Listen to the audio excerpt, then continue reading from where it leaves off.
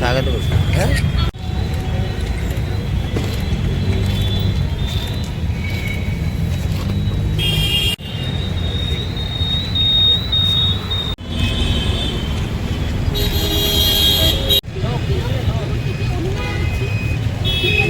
আজ 2রা জানুয়ারি breakthrough science সোসাইটির প্রতিষ্ঠা দিবস 32তম।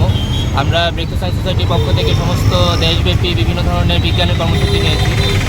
বিজ্ঞানের অভূতপূর্ব অগ্রগতির জন্য আজকে আমরা লক্ষ্য করি যে সাধারণ মানুষের মধ্যে বিজ্ঞান চেতনার সাংঘাতিক অভাব। মানুষ এখনও উঝাবৈদ্যের কাছে, তান্ত্রিকের কাছে রোগ সারাতে দৌড়ান। এছাড়া পরিবেশ আজকে সাংঘাতিকভাবে বিঘ্নিত হচ্ছে।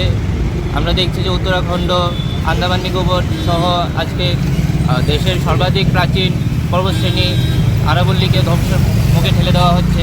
আমরা দেখছি শিক্ষা সিলেবাস থেকে গুরুত্বপূর্ণ তত্ত্ব, ডারউইনের বিবর্তনবাদ, তারপর মেন্ডেলিভের পর্যায় সারণী, এগুলা বাদ দেওয়া হচ্ছে, যা মানুষের মধ্যে, ছাত্রছাত্রীদের মধ্যে বিজ্ঞান মনস্কতা প্রচারের জন্য খুবই গুরুত্বপূর্ণ। তাছাড়া প্রাচীন ভারতীয় জ্ঞানধারার নাম করে বিভিন্ন পরিকল্পনামূলক বিভিন্ন কল্পিত জিনিস সিলেবাসের মধ্যে যুক্ত করা হচ্ছে। ফলে আমরা সমস্ত বিজ্ঞান অনুরাগী মানুষকে আহ্বান করছি যে আপনারা একটি শক্তিশালী বিজ্ঞান আন্দোলন গড়ে তুলুন। বিজ্ঞান মনস্কতা প্রসারের জন্য ব্রেকথ্রু সায়েন্স সোসাইটির সদস্যপদ গ্রহণ করুন। আমরা ব্রেকথ্রু সায়েন্স সোসাইটির প্রতিষ্ঠা দিবস উপলক্ষে 2 সপ্তাহব্যাপী রাজ্যব্যাপী কর্মসূচি নিয়েছি, যেখানে আলোচনা সভা, টেলিস্কোপ সহযোগে আকাশ পর্যবেক্ষণ ইত্যাদি কর্মসূচি থাকছে। আপনার পরিচয়? আমি তিলক চক্রবর্তী, সম্পাদক, breakthrough science society Tripura chapter.